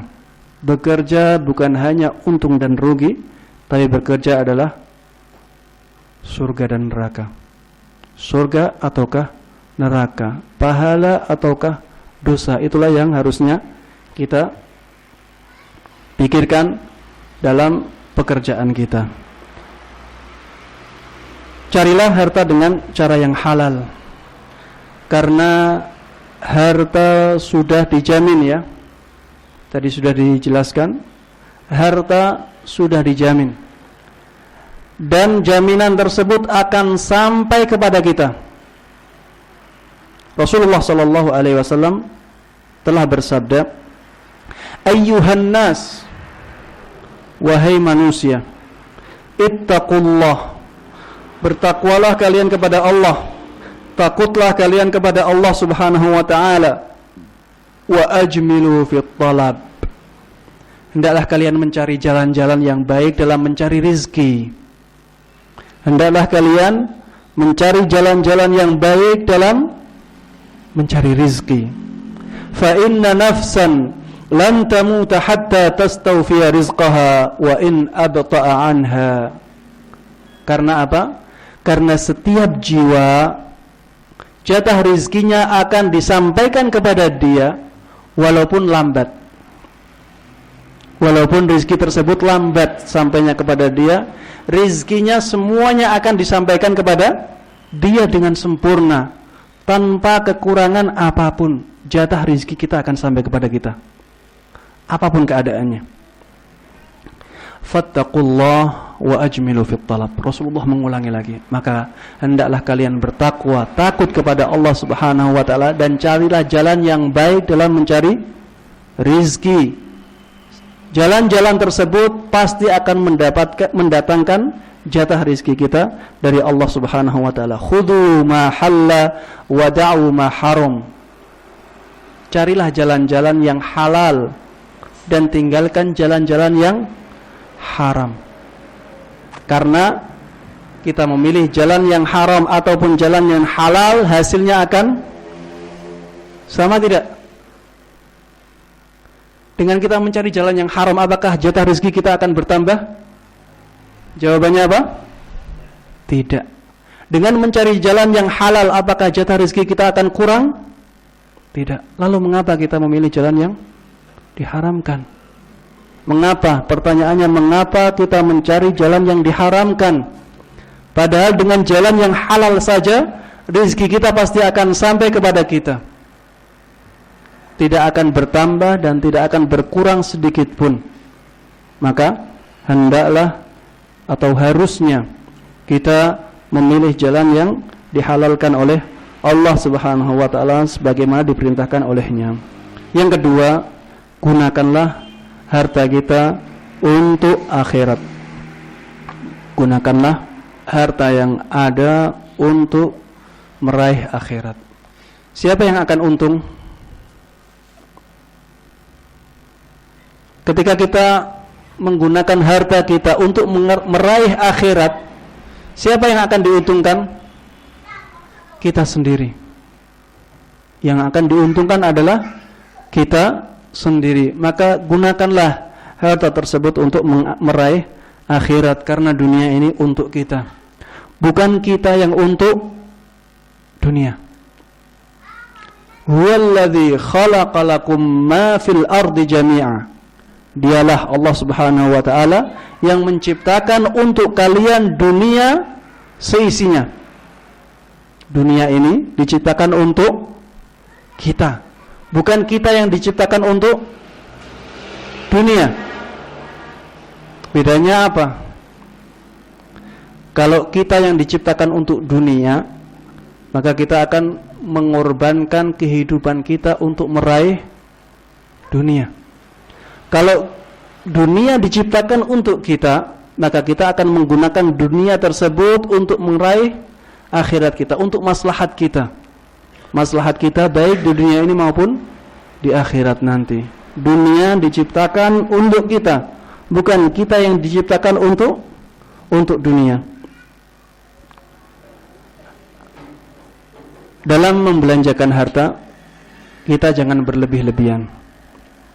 Ketika kita berinfak, ketika kita bersedekah, ketika kita beramal untuk masjid misalnya, atau untuk pondok, atau untuk kepentingan acara seperti ini, beramallah semampunya.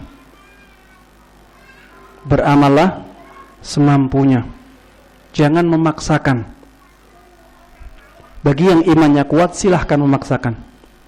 Bagi yang imannya kuat, silahkan memaksakan, sebagaimana dilakukan oleh Abu Bakar, menginfakkan semua hartanya karena imannya kuat. Seperti Umar yang menginfakkan setengah hartanya karena imannya kuat. Bagi yang imannya masih lemah, infaklah semampunya. Karena apa? Karena kalau imannya lemah, dia menginfakkan semua hartanya, bisa jadi dia malah futur bisa jadi malah kebalikan, malah berbalik. Saya berinfak sekarang malah saya nggak punya harta, saya nggak bisa hidup, malah akhirnya dia mencari jalan-jalan yang diharamkan. Maka jangan sampai setan menggoda kita dari jalan ini juga. Kalau kita tahulah iman kita masing-masing ya. Kalau iman kita kuat, silahkan mengorbankan semua hartanya untuk Allah Subhanahu wa taala. Namun kalau iman kita tidak kuat, maka hendaklah proporsional.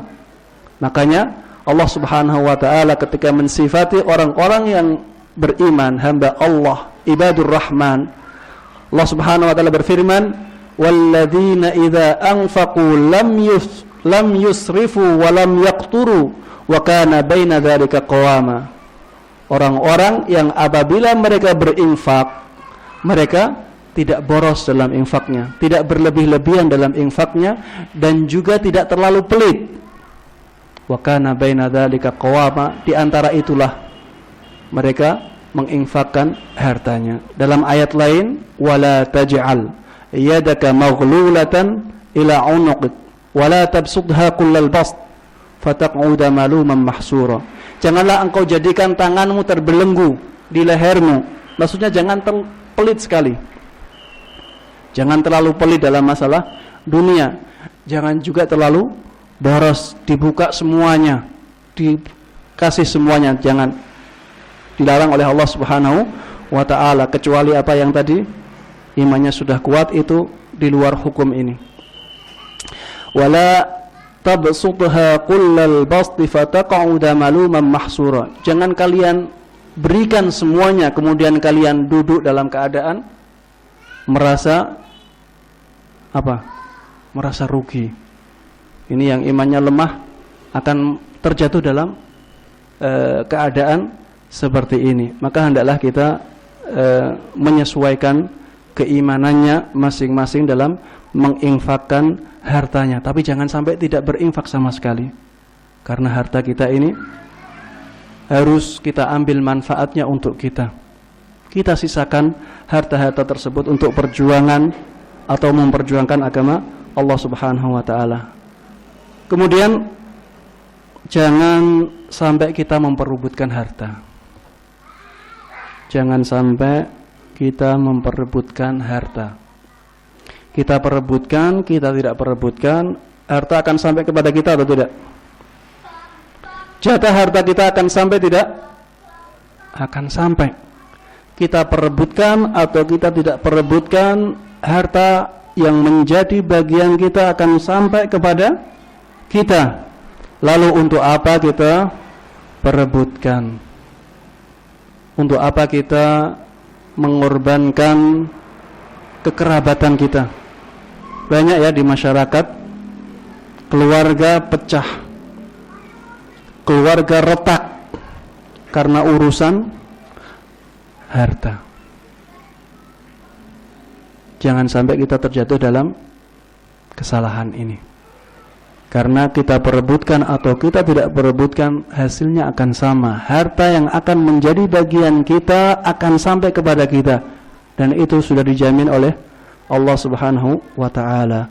Wallahi mal faqru akhsha alaikum walakinni akhsha alaikum an tubsata ad-dunya alaikum kama busitat ala man kana qablakum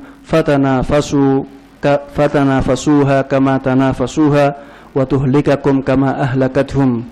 Demi Allah, aku tidak takut kefakiran yang melanda kalian.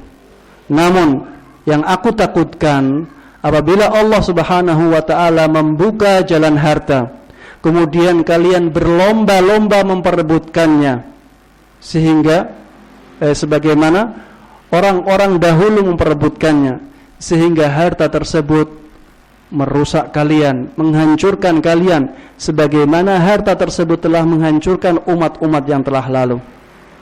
Jangan sampai kita memperebutkan harta. Yang selanjutnya, jangan jadikan harta sebagai ambisi utama. Jangan jadikan harta sebagai ambisi utama. Namun yang menjadikan yang hendaknya atau harusnya kita jadikan ambisi utama adalah akhirat kita. Akhirat kita adalah ambisi utama kita dalam kehidupan ini. Rasulullah sallallahu alaihi wasallam telah bersabda, "Man kanatid dunya hammahu farraqallahu alaihi amrahu wa ja'ala faqrahu baina 'ainaihi wa lam ya'tihi minad dunya illa ma kutiba lahu." Barang siapa yang dunia menjadi ambisi utamanya, maka Allah Subhanahu wa ta'ala akan mencerai-beraikan urusannya. Urusannya menjadi kacau balau. Kefakiran dijadikan Allah Subhanahu wa ta'ala di pelupuk matanya. Dia selalu merasa kurang, dan dunia tidak akan sampai kepada dia kecuali yang menjadi jatahnya, menjadi bagiannya. Wa man kanatil akhirah niyatahu. Barang siapa yang akhirat, kehidupan akhirat menjadi niatnya, menjadi tujuannya, maka Allah Subhanahu wa ta'ala akan mengumpulkan usahanya atau perkara urusannya. Urusannya akan menjadi baik. Urusannya akan dibaikkan oleh Allah Subhanahu wa ta'ala. Wa ja'ala ghinahu fi qalbih. Allah Subhanahu wa ta'ala akan menjadikan kekayaan di dalam hatinya. Dia merasa cukup. Wa atadhud dunya wa hiya raghimah. Dunia akan datang kepada dia, sedangkan dunia tersebut, walaupun dunia tersebut tidak rela dengannya. Maksudnya Allah Subhanahu wa ta'ala akan menjadikan dunia tersebut tetap akan sampai kepada dia.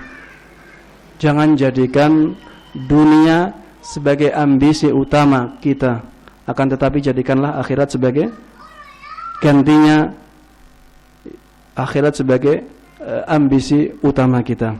Makanya Rasulullah sallallahu alaihi wasallam di dalam sebuah doanya mengatakan, Allahumma la taj'alid dunya akbara hammina wala mablagha ilmina. Ya Allah, jangan jadikanlah dunia sebagai hasrat terbesar, sebagai ambisi terbesar kami, wala mablagha ilmina, tujuan akhir ilmu kami. Jangan jadikan dunia sebagai tujuan akhir dari ilmu kami. Dalam hadis lain, kun fid dunya ka'annaka gharibun aw 'abiru sabil. Jadilah kamu di dunia ini sebagaimana orang asing atau orang yang berada dalam perjalanan. Kita sebagai musafir di dalam dunia ini, maka jangan jadikan dunia sebagai tujuan utama atau tujuan akhir kita. Yang kita jadikan tujuan akhir adalah hari akhirat nanti. Yang kelima, lihatlah ke bawah. Dalam urusan dunia, lihatlah ke bawah. Jangan melihat ke atas, agar kita lebih qanaah dan kita lebih bisa mensyukuri harta yang ada di tangan kita agar kita bisa bahagia menikmati dunia ini. Lihatlah ke bawah. Kalau kita lihatnya ke atas terus dalam masalah dunia, kita akan kemerungsung. Orang itu kok punya ini, saya kapan ya punyanya ya? Kalau lihat di bawah, alhamdulillah, ada orang yang ternyata seperti itu keadaannya. Alhamdulillah, keadaan saya lebih baik dari dia. Di dalam sebuah hadis Rasulullah sallallahu alaihi wasallam mengatakan, "Idza nadhara ahadukum ila man fuddila alaihi fil mali wal khalqi, falyanzur ila man huwa asfala minhu mimman fuddila alaihi."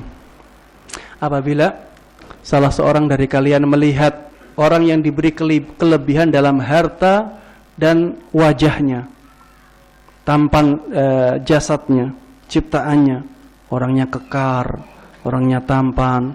Apabila kalian melihat hal seperti ini, misalnya hartanya banyak, maka lihatlah orang yang di bawahnya. Nah, lihatlah orang yang di bawahmu dalam hal-hal ini, dalam harta, dalam tubuh. Agar apa? Agar kita merasa bersyukur dengan nikmat Allah Subhanahu wa taala. Dalam hadis lain Rasulullah sallallahu alaihi wasallam bersabda, "Unduru ila man huwa asfala minkum wa la tanzuru ila man huwa fawqakum fahuwa ajdaru alla tazdaru ni'matallahi alaikum."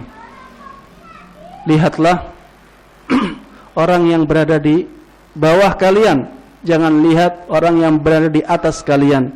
Dengan ini nikmat-nikmat Allah Subhanahu wa taala akan lebih dapat disyukuri. Kita ketika melihat keadaan-keadaan orang yang di bawah kita, kita akan lebih mampu atau lebih mudah untuk mensyukuri nikmat-nikmat Allah Subhanahu wa taala. Jika kita bisa memperlakukan harta dengan harta dunia ini dengan hal-hal yang kita sebutkan tadi, kita akan menjadikan harta dunia menjadi sesuatu yang begitu berharga, yang asalnya tadi tidak ada harganya sama sekali. Kalau kita bisa memperlakukan dunia sebagaimana disebutkan oleh nas-nas, baik firman Allah Subhanahu wa taala maupun sabda Rasulullah sallallahu alaihi wasallam, maka harta itu menjadi sangat berharga. Karena dengan harta tersebut kita bisa membeli kehidupan akhirat. La hasada illa fi ithnatain, rajulun atahu Allahu malan fasallatahu ala halakatihi fil haqq, wa rajulun atahu Allahu hikmatan fahuwa yaqdi biha wa yu'allimuha. Tidak ada hasad kecuali pada dua orang. Yang pertama, orang yang diberikan harta, kemudian dia memanfaatkan harta tersebut untuk kebenaran, untuk sesuatu yang baik. Kemudian yang kedua, orang yang diberikan ilmu, hikmah adalah ilmu, kemudian dia memutuskan perkara dengan ilmu tersebut dan mengajarkan ilmu tersebut kepada manusia. Tidak boleh ada hasad kecuali dalam dua hal ini. Hasad yang dimaksud di sini adalah iri tanpa menginginkan hal tersebut hilang dari orang itu. Di dalam bahasa Arab istilahnya ghibthah. Jadi menginginkan tapi tidak menginginkan hal tersebut hilang. Beda dengan iri ya, dengan hasad. Kalau hasad menginginkan sesuatu tapi berharap sesuatu tersebut hilang dari orang itu. Inilah namanya hasad. Kalau ghibthah menginginkan sesuatu tanpa ada keinginan buruk dengan orang tersebut. Jadi tidak ada hasad. Yang dimaksud di dalam hadis ini adalah ghibthah. Tidak ada hasad kecuali kepada dua orang. Orang yang diberikan harta kemudian memanfaatkan harta tersebut untuk kebenaran, untuk kebaikan. Kemudian orang yang diberikan ilmu kemudian dia memberikan keputusan atau hukum kepada orang yang menginginkannya, membutuhkannya, dan mengajarkan ilmu tersebut kepada manusia. Harta apabila diberlakukan sesuai dengan syariat, maka akan sangat bermanfaat bagi orangnya. Makanya Utsman sampai mendapatkan sabda Rasulullah sallallahu alaihi wasallam, "Ma darra Utsman ma fa'ala ba'da al-yawm." Tidak ada sesuatu yang bisa membahayakan Utsman dengan apa setelah dia melakukan perbuatannya yang dilakukan hari ini. Utsman ketika itu menginfakkan 1000 dinar. 1000 dinar ini sesuatu yang sangat banyak sekali di zaman itu. Ketika Rasulullah sallallahu alaihi wasallam sangat membutuhkan harta tersebut untuk mempersiapkan jihad, Utsman menginfakkan harta tersebut 1000 dinar. Makanya Rasulullah mengatakan, "Ma darra Utsman ma fa'ala ba'dal yaum." Tidak ada sesuatu pun yang bisa membahayakan Utsman setelah dia melakukan apa yang dilakukannya hari ini, yaitu dengan berinfak, dengan harta. Kalau kita perlakukan harta tersebut sesuai dengan syariat, maka kita akan menjadikan harta tersebut sangat berharga. Makanya Nabi Sulaiman, Nabi kaya, kekayaannya menjadi sangat berharga karena beliau memperlakukan kekayaan tersebut sesuai dengan perintah Allah Subhanahu wa taala. Wa wahabna li Dawud Sulaimana ni'mal 'abd innahu awwab. Kami telah memberikan kepada Nabi Dawud dan Nabi Sulaiman pemberian yang agung, ni'mal 'abd. Allah Subhanahu wa taala memuji sebaik-baik hamba kepada Nabi Sulaiman. Innahu awwab. Alasannya apa? Innahu awwab. Sesungguhnya Nabi Sulaiman adalah nabi yang selalu kembali kepada Allah Subhanahu wa taala. Innahu awwab, selalu kembali ketika memperlakukan hartanya, beliau ingat kepada Allah Subhanahu wa taala. Apabila terjatuh dalam kesalahan, beliau selalu istighfar, meminta ampun kepada Allah Subhanahu wa taala. Namun setelah ini semuanya, ternyata diberi harta itu lebih berat cobaannya daripada diberi kemiskinan.